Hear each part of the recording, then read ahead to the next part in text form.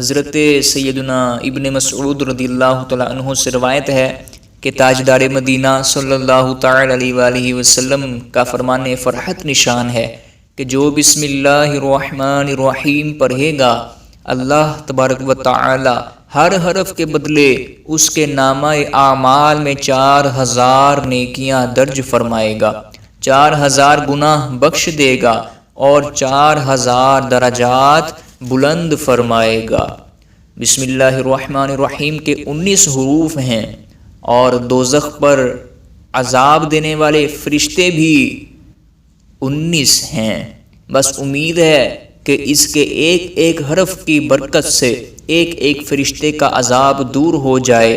دوسری خوبی یہ بھی ہے کہ دن رات میں 24 گھنٹے ہیں، جن میں سے 5 گھنٹے 5 نمازوں نے گھیر لیے اور 19 گھنٹوں کے لیے بسم اللہ الرحمن الرحیم کے 19 حروف عطا فرمائے گئے۔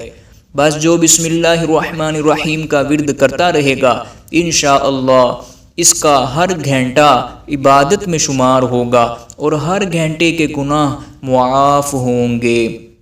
حضرت مفتی احمد یار خان رحمۃ اللہ علیہ اللہ پاک کی رحمتوں کا تذکرہ فرماتے ہوئے فرماتے ہیں، غور تو کرو کہ سورہ توبہ میں بسم اللہ الرحمن الرحیم نہیں لکھی گئی، اسی طرح ذبح کے وقت پوری بسم اللہ نہیں پڑھتے بلکہ یوں کہتے ہیں بسم اللہ اللہ اکبر۔ اس میں کیا حکمت ہے؟ حکمت یہ ہے کہ سورہ توبہ میں اول سے آخر تک جہاد اور قتال کا ذکر ہے اور یہ کافروں پر قہر ہے۔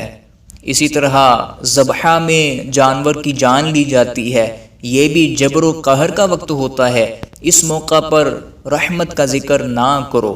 سبحان اللہ۔ تو جو شخص پوری بسم اللہ شریف یعنی بسم اللہ الرحمن الرحیم کا ورد کرے گا تو انشاءاللہ الکریم خدا کے غضب سے محفوظ رہے گا۔